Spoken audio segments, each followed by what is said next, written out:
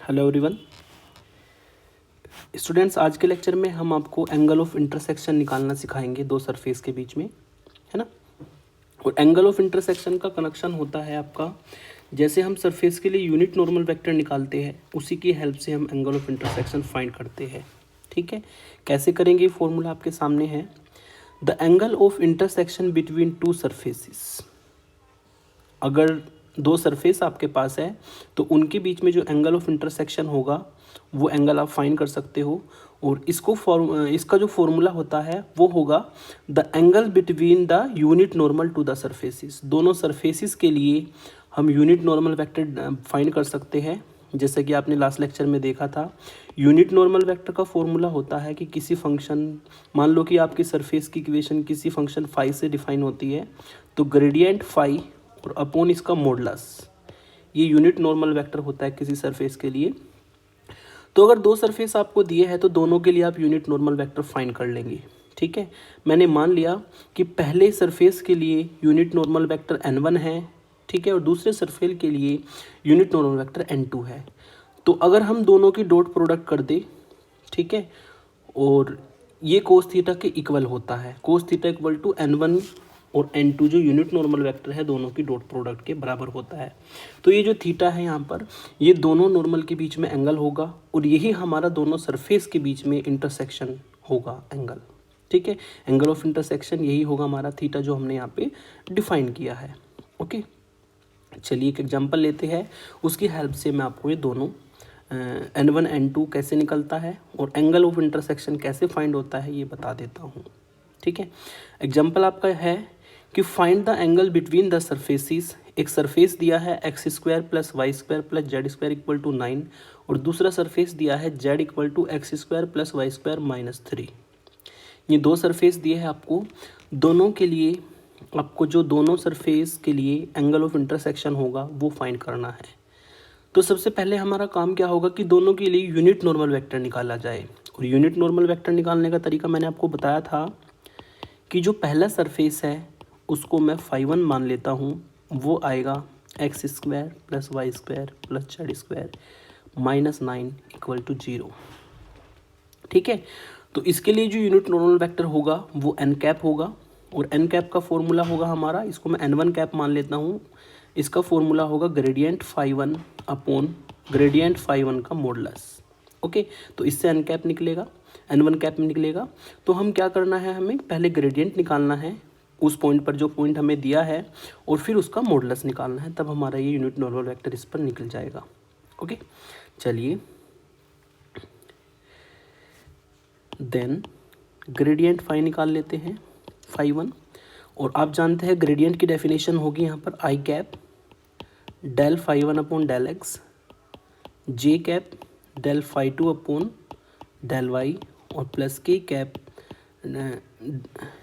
ये φ1 होगा φ1 upon del Z. तो φ1 फंक्शन जो है आपका सरफेस के लिए, उसके लिए हमारा ग्रेडियंट का काम करेगा। सबकी वैल्यू निकाल के रख देंगे। आई कैप इनटू में आएगा φ1 का एक्स के रेस्पेक्ट में पार्शियल डिफरेंशिएशन, फिर जे कैप φ1 का वाई के रेस्पेक्ट में पार्शियल डिफरेंशिएशन, फिर के कैप और φ1 का जेड के रेस्पेक्ट में पार्शियल डिफरेंशिएशन। ठीक है, और पार्शियल डिफरेंशिएशन आप जानते हैं कि जब एक्स के रेस्पेक्ट में करेंगे तो वाई जेड और बाकी सभी वेरिएबल जो भी होते हैं वो कांस्टेंट का काम करते हैं। ओके, तो हमने पार्शियल डिफरेंशिएशन किया, फिर जो पॉइंट हमें दिया है उस पॉइंट पर इसकी वैल्यू निकाल लेते हैं, है ना। पॉइंट हमें गिवन है 2 -1 2, यानी कि मुझे क्या करना पड़ेगा, x की जगह पे 2 रखना पड़ेगा, y की जगह पे -1 रखना पड़ेगा, z की जगह पे 2 रखना पड़ेगा इस मगजर में। तो इससे आपको मिलेगा 4i - 2j और प्लस 4k। ये हमारी ग्रेडियंट φ1 की वैल्यू हो जाएगी इस पॉइंट के लिए। अब यूनिट नॉर्मल इसके लिए निकाल लेता हूँ, देयरफॉर यूनिट नॉर्मल, है ना, यूनिट नॉर्मल होगा यहाँ पे n1 कैप फर्स्ट सरफेस के लिए। फॉर्मूला होता है नॉर्मल का ग्रेडियंट φ1 अपॉन इसका मॉडुलस। ओके, तो ग्रेडियंट φ1 आपने निकाला है 4i cap -2j cap plus 4k cap. Upon में आएगा इसका मॉडुलस, यानी कि √4 का स्क्वायर -2 का स्क्वायर और ये 4 का स्क्वायर। इसको जब सॉल्व करेंगे तो 8 8 16 और ये +4 16 16 और ये आपको 36 मिलेगा, यानी कि 6 बाहर आ जाएगा हैं। और सॉल्व करके आपको मिलेगा 4i cap -2j cap plus 4k cap upon 6। ठीक है, 36 को अंडर रूट से बाहर लेकर ये 6 आ जाएगा। चाहे तो इसमें 2 से काट भी सकते हो, है ना। ये मिलेगा आपको 2i cap -j cap plus 2k cap upon 3।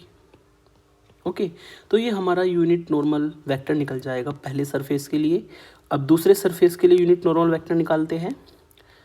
Now दूसरे सरफेस को मैंने जो इक्वेशन दी है उसको मैंने φ2 माना, और φ2 होगा आपका x² + y² -3 - z = 0, है ना।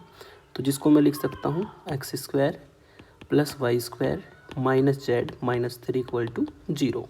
ओके, तो जो हमें दूसरे सरफेस की इक्वेशन दी थी वो मैंने φ2 मान ली।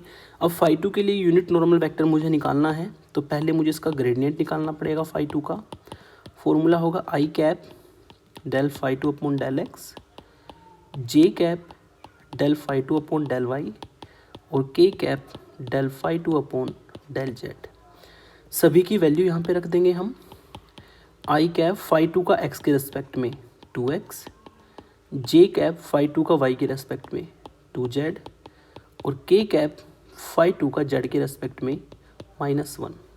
ओके, क्योंकि जब x के रेस्पेक्ट में करेंगे y z कांस्टेंट का काम करेगा, पार्शियल डिफरेंशिएशन ये है, तो ये वैल्यू आपको मिलेगी।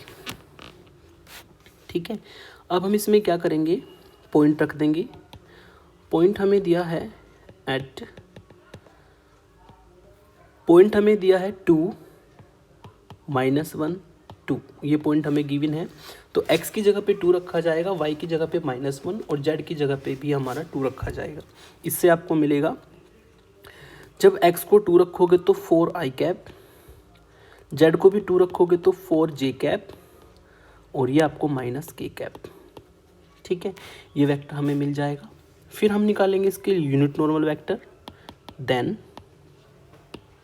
यूनिट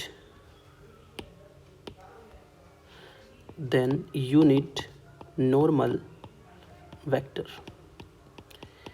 यदि यूनिट नॉर्मल वेक्टर की बात करें तो इस सरफेस के लिए मैं n2 यूनिट नॉर्मल वेक्टर मान लेता हूँ, ग्रेडियंट φ2 और अपॉन में इसका मॉडुलस। ओके, तो ग्रेडियंट φ2 हमारा आया है 4i cap 4j cap -k cap upon इसका मॉडुलस। और मॉडुलस कैसे निकलेगा, 4 का स्क्वायर + 4 का स्क्वायर। ओके, और ये मिलेगा आपको, sorry there is some misprinting, because जब हम y के रेस्पेक्ट में डिफरेंशिएशन करेंगे तो 2y आपको मिलेगा। यहाँ पे मैंने गलती से 2z लिख दिया था। ठीक है, तो ये वैल्यू भी हमारी चेंज हो जाएगी भाई, z के रेस्पेक्ट में -1 आएगा। ठीक है, तो जब y के रेस्पेक्ट में क्या 2y आएगा, तो y की जगह पे मुझे -1 रखना है, तो ये आपको मिलेगा, y की जगह पे -1 रखे, ये आपको -2j मिलेगा, है ना। तो यहाँ पे भी ये हो जाएगा हमारा -2j। ओके, फिर हम इसके जब मोड निकालेंगे तो 4 का स्क्वायर -2 का स्क्वायर और -1 का स्क्वायर, ये आपको मिलेगा। फिर इससे आपको फाइंड होगा 4i कैप -2j कैप और -k कैप अपॉन 4 का स्क्वायर 8 4 और ये आपका हो जाएगा +1। ठीक है, तो 16 21 आपको मिलेगा टोटल ये ऐड करने पर। ओके, तो ये हमारा n2 यूनिट नॉर्मल वेक्टर निकल गया। अब हम एंगल ऑफ इंटरसेक्शन निकालेंगे। Hence the angle between the two surfaces, जो दो सरफेसिस हमें दिए हैं उनके बीच में एंगल ऑफ इंटरसेक्शन फाइंड करेंगे, और वो होगा आपका the angle between the normal to the surface. ठीक है, जो इन सरफेस के बीच में नॉर्मल है उनके बीच में एंगल निकलेगा, वही सरफेस का एंगल होगा, है ना। सरफेस के लिए एंगल होगा। फॉर्मूला मैंने बताया था cos theta equal to n1 unit normal की डॉट प्रोडक्ट n2 के साथ, ठीक है। और ये आपको मिलेगा कोस थीटा इक्वल टू n1 की जो वैल्यू थी वो हमारी आई है 4i cap minus 2j cap और प्लस 4k कैप और अपोन में आएगा 6 की डॉट प्रोडक्ट करेंगे, स्केलर प्रोडक्ट। हाँ, ये n1 की वैल्यू n1 की वैल्यू है 2i cap minus j cap plus 2k cap upon 3, है ना। 2i cap minus j cap plus 2k cap upon 3, 2i cap minus j cap plus 2k upon 3, okay. कि dot product करेंगे हम 4i cap minus 2j cap और minus k cap upon 21, ठीक है। तो जो स्केलर्स वैल्यू है वो बाहर आ जाएगी आपकी 1/3, है ना, √21। ये दोनों स्केलर वैल्यू है बाहर आ जाएगी। और वेक्टर की जब डॉट प्रोडक्ट करते हैं तो आपको पता है कि i डॉट i 1 होता है, j डॉट j 1 होता है, k डॉट k 1 होता है, और वहीं से हमें वैल्यू मिलती है क्योंकि i dot j i dot k ये सब 0 होता है, ठीक है ना। तो इससे आपको मिलेगा 2 × 4, ठीक है, प्लस -1 × -2 प्लस 2 × -1। और अगर आप इसको सॉल्व करते हैं तो ये मिलेगा 1/3 √21, ये मिलेगा आपको 8 + 2 और -2, ठीक है। तो ये हमें सॉल्व करके मिलेगा, जिसको आप लिख सकते हैं 8/3 √21। तो ये कोस थीटा की वैल्यू हमारी आई है। तो जो एंगल ऑफ इंटरसेक्शन है वो थीटा होगा, कोस इनवर्स 8/3 √21, ओके। तो ये जो हमने निकाला है एंगल, ये इन दो सरफेसिस के बीच में एंगल है। या आप ये भी कह सकते हो कि जो दो नॉर्मल हमने निकाले हैं दोनों सरफेस के लिए, उनके बीच में एंगल है, ठीक है। जो नॉर्मल के बीच में एंगल होता है वही सरफेस के बीच में एंगल होगा, ओके। तो इस तरह के क्वेश्चंस आप दो सरफेस के बीच में एंगल निकालने वाले कर सकते हो easily, okay. Thank you for watching.